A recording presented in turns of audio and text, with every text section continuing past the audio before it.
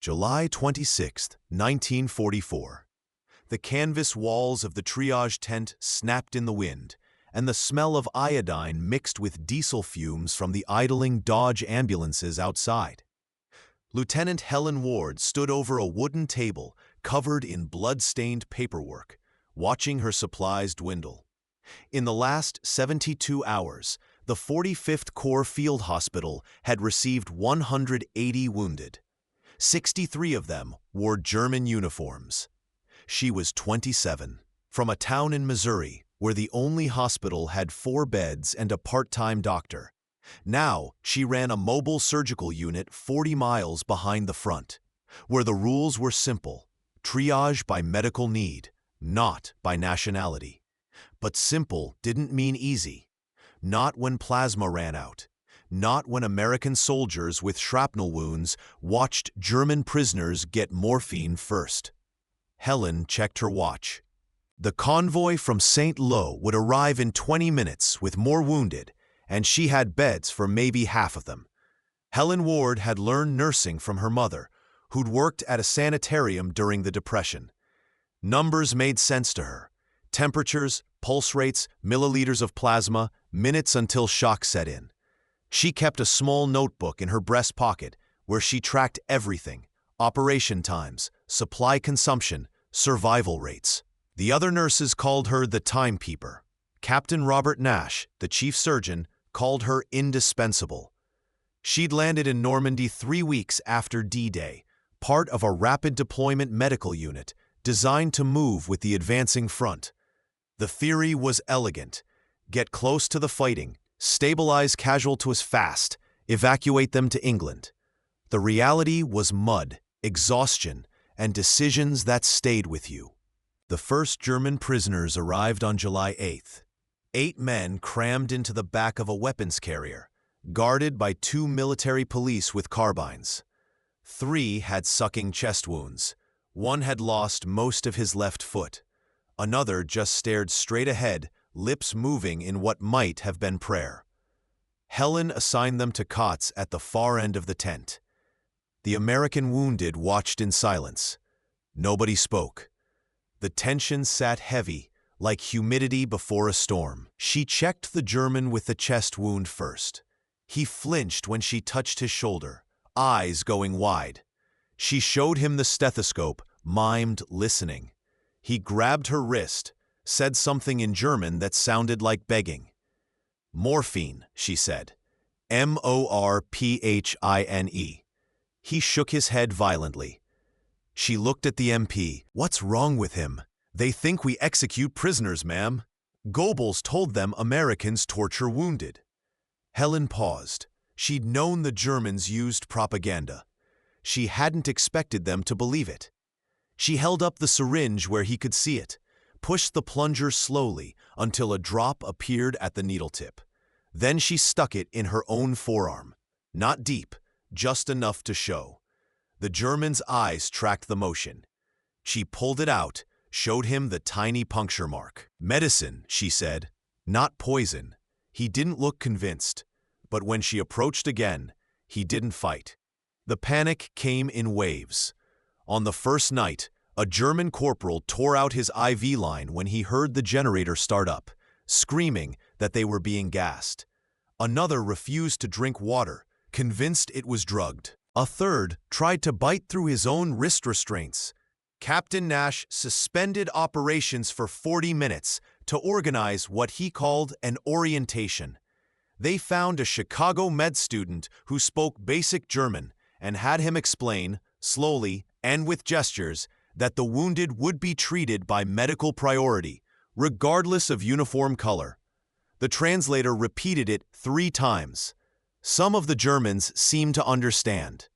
Others just stared. Helen watched from the supply corner, counting gauze rolls. She'd grown up watching her mother treat migrant workers during harvest season. Mexicans, Okies, Arkansans, whoever showed up bleeding or fevered.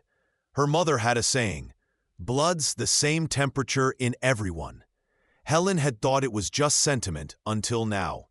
The triage system was brutally simple. Each wounded man got a number.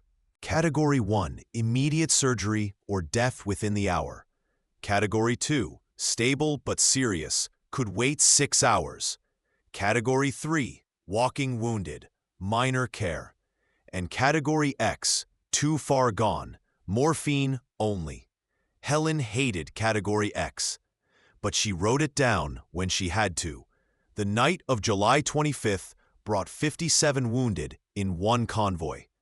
32 Germans, 18 Americans, 7 French civilians caught in shelling. The tent had capacity for 20 surgical beds. Helen moved down the line with her clipboard and flashlight. Chest wound, American, Category 1. Compound leg fracture, German, Category 2. Abdominal shrapnel, German, Category 1.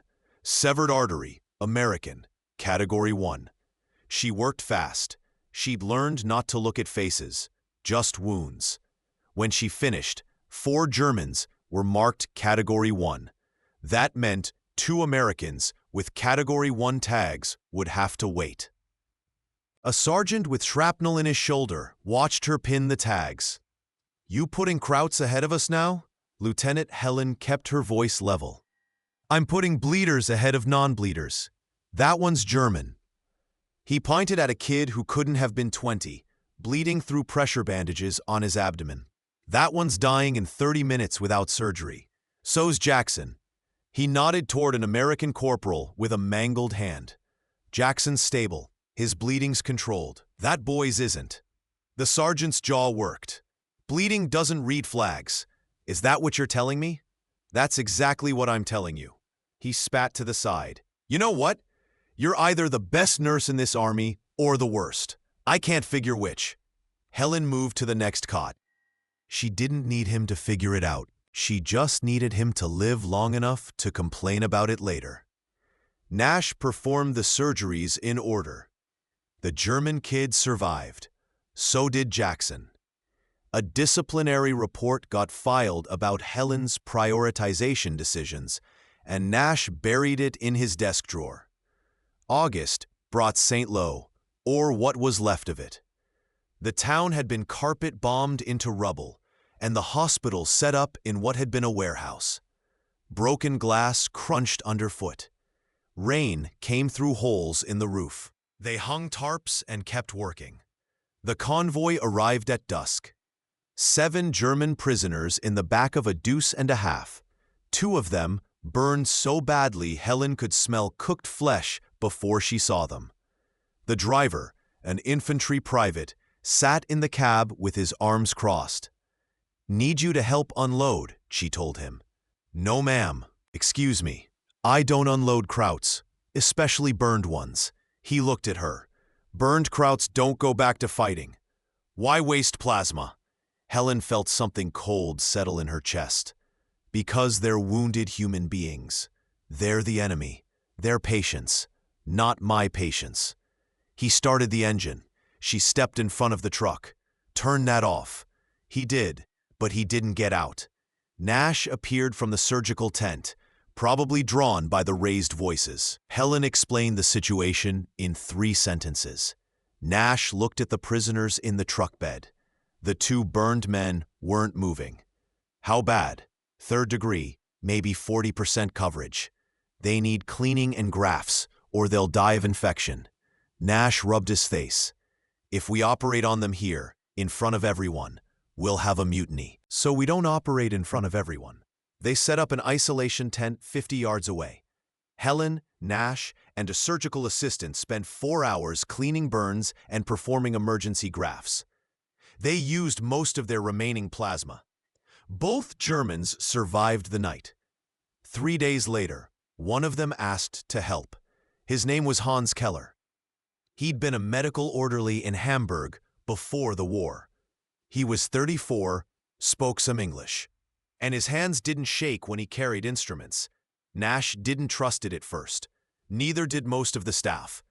A German prisoner working inside an American medical tent felt like asking for sabotage. But Keller worked under direct supervision, and Helen started tracking the results.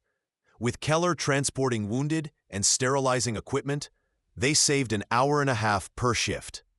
Contamination rates dropped 20% because someone was constantly cleaning surgical tables between operations. The numbers convinced Nash to keep the experiment running. They convinced Core Medical Command to authorize similar arrangements in other units. But numbers didn't address the uncomfortable reality. The enemy was now folding bandages next to Americans who'd been shooting at Germans 2 weeks earlier. One morning, Helen watched Keller change dressings on an American corporal with a belly wound. The American studied Keller's face, then said, "I think I shot at you." Keller paused. "Where hedgerow outside Carentan? You were carrying wounded." "I missed." "Good. Wasn't trying to miss." "I know." They didn't say anything else. Keller finished the bandage. The American closed his eyes. Helen wrote in her notebook, "Integration possible under controlled conditions. Requires supervision. Creates cognitive dissonance both sides. Effect unknown. October." 19 were German. The triage happened by lantern light, her fingers numb, pencil barely making marks on the clipboard. One of the Germans, an officer, grabbed her sleeve. His lips were blue. "Bitte, nicht wie Tier." He was begging not to die like an animal. Helen didn't have a translator. She put her hand on his shoulder, made eye contact, nodded once. "I understand. You won't." She and Keller set up a makeshift table from ammunition crates. They performed 8 transfusions in 12 hours, working mostly in silence, passing instruments without asking. At 0300, a German mortar round hit the outer supply tent. The blast knocked Helen sideways. Her ears rang. Smoke filled the ward. When she stood, she saw Keller lying on top of an American soldier with a chest tube. The American was conscious, confused. Keller wasn't moving. Helen rolled Keller off. Shrapnel had torn through his left thigh. Blood soaked his pants. The American soldier stared. "He jumped on me." Helen grabbed pressure bandages. "Yeah, he did. Why? Ask him when he wakes up." Keller woke up 20 minutes later. Nash operated on his leg while Helen held the lantern. Both Keller and the American survived. In her diary that night, Helen wrote one line: "Enemy wounded, protected American wounded. Both alive. Record necessary." The inspection came in January. Major Henderson from 1st Army Medical Audit spent 2 days reviewing protocols, supply usage, and disciplinary records. He questioned the use of prisoners in medical roles. Nash defended it with data. Productivity was up. Mortality rates were down compared to equivalent units. The 45th Corps Hospital had numbers 14% better than Allied averages for severe wounds. Henderson reviewed the figures twice. "This is irregular, Captain." "Irregular and effective aren't mutually exclusive, sir. They are when it comes to prisoners of war. With respect, sir, the Geneva Convention requires us to treat wounded prisoners. It doesn't prohibit them from helping treat other wounded prisoners." Henderson closed the folder. The exception stands. Under continued surveillance. Keller was transferred to a POW camp in England on January 19th. Before he left, Helen gave him a piece of paper with notes on asepsis techniques and wound irrigation, written in simple English. No rank, no signature, just information. Keller folded it carefully and put it in his pocket. "Thank you, Lieutenant." "Don't thank me, just use it." He nodded. 2 MPs led him to a transport truck. Helen watched until the truck disappeared around the corner, then went back to work. She had 14 new patients and 3 hours until the next convoy. The letters started arriving in the spring of 1946. German prisoners, now in camps or released, writing to Allied authorities. Some went to the Red Cross. Others went directly to the War Department. One, from a former Wehrmacht corporal named Ernst Weber, described his capture and treatment in careful, formal English. We expected execution. We were given morphine. We expected cruelty. We received surgery. I do not understand this war, but I understand what your medics did. Another, from a teenager who'd lost a leg outside St. Lo. I believed Americans were devils. Then a woman with a Missouri accent spent 6 hours saving my life. I do not know her name. I would like to thank her. The Red Cross compiled these letters into a report on POW treatment. It became a reference document for updating Geneva protocols. The case of medical integration, particularly the Keller case, was cited as an example of practical cooperation under combat conditions. Helen Ward never saw most of these letters. She was discharged in May 1945, went home to Missouri, and took a job at a civilian hospital in Springfield. She worked there until 1962. She didn't talk about the war. When people asked, she'd say she'd been a nurse in Europe and changed the subject. Captain Nash stayed in the service until 1953, helping draft the new Army Medical Corps protocols. He died in 1981. His obituary mentioned his Bronze Star, but not the decisions he'd made in Belgium. Helen died in 1989, age 72. The funeral was small. A few colleagues from the hospital, her sister, some neighbors. Nobody mentioned Bastogne. Nobody knew to. But her name appears in one place, a 1947 military nursing manual, in a footnote about Ward's prioritization method and the integration of POWs under supervised medical roles. The manual doesn't tell stories. It just notes that the approach reduced mortality and increased efficiency under resource constraints. The 45th Corps Field Hospital treated 2,847 wounded between June 1944 and May 1945. 419 were enemy combatants. The unit's mortality rate for severe wounds averaged 14% lower than comparable Allied medical units in the European theater. The difference was attributed to efficient triage and universal application of medical protocol regardless of nationality. The official reports don't mention fear or propaganda, or the German corporal who thought water was poison, or the sergeant who asked if bleeding red flags. They don't mention the cold night in Bastogne when a former enemy used his body as a shield, or the nurse who tracked every minute and every milliliter because someone had to, or the surgeon who buried a disciplinary report because he knew the difference between orders and ethics. What the reports do note, in dry administrative language, is this: under conditions of extreme resource scarcity and active combat, medical neutrality proved operationally superior to bias-based treatment. Which is a complicated way of saying that when you're covered in mud and blood and it's 8 degrees below zero and the shells are falling, bleeding doesn't read flags. It just bleeds, and someone has to stop it. Helen Ward understood that. She built a system around it.